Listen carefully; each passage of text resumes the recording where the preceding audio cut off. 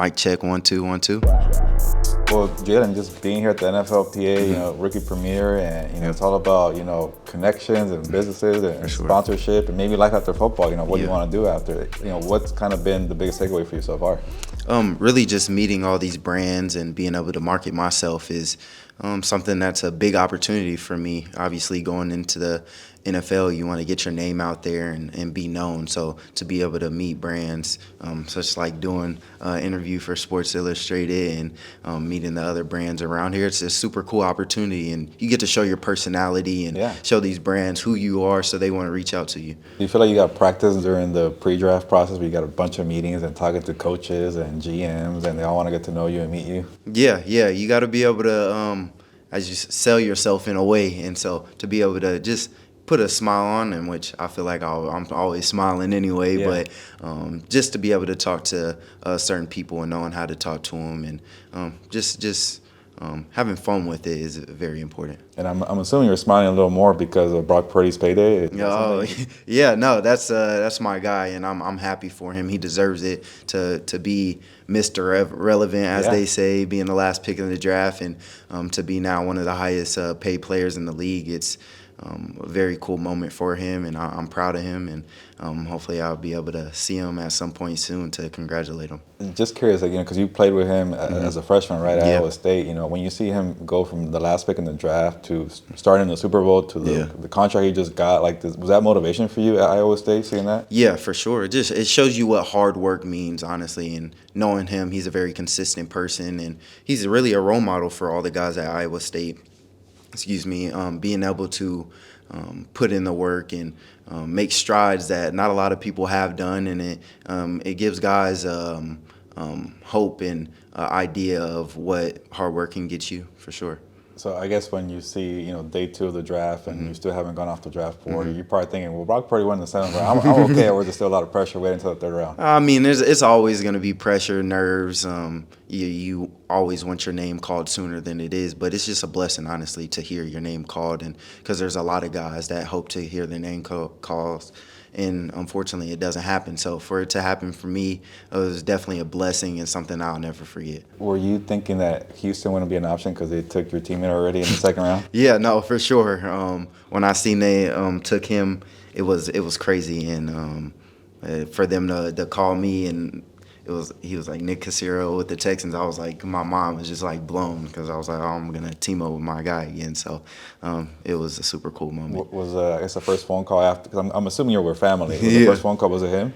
Yeah, it actually was. He called me pretty soon after that, and we were just very excited to be able to team up with each other again with the bond we grew at Iowa State for the 2 years that we did play together, and to be able to continue that is going to be very cool. And I guess, Iowa State as a whole, you got Breece Hall and Will McDonald, and we talked about Brock Purdy and you and Higgins, but what's the Matt Campbell doing out there for you guys that's helping you out so much?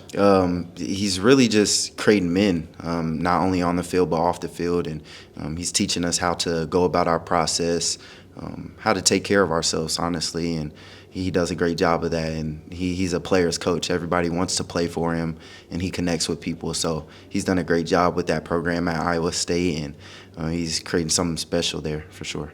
And now with Houston, the Nico Ryans, how's that getting to know him so far? Yeah, great.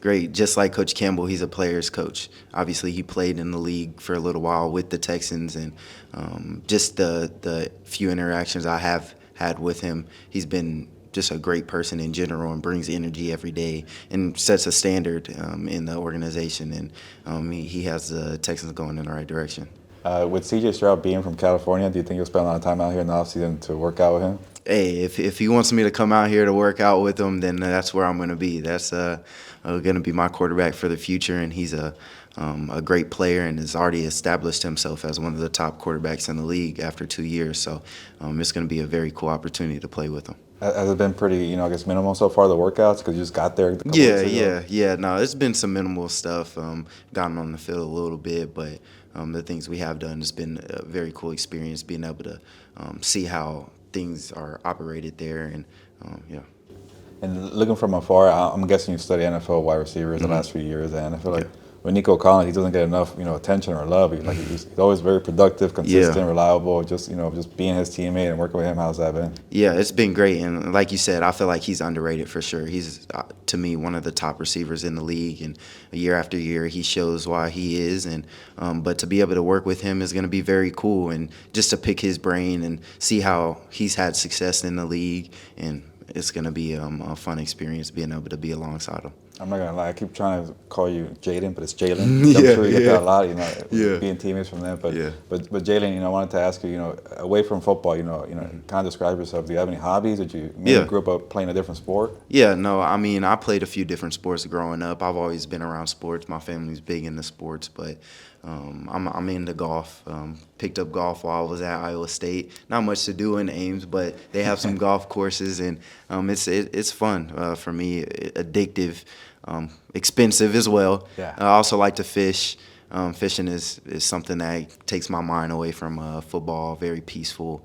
Put a line in the water and be able to just chill out there. So that's fun. And then being able to cook with my fiance, recently engaged, and so I enjoy cooking with her, watching TV shows and stuff like that. Well, congrats on the engagement. Thank you. And life is Thank good you. right now. Yes, for you. great. Jaylin, but last thing, kind of a random question, but I'm just curious. I've been asking people about this.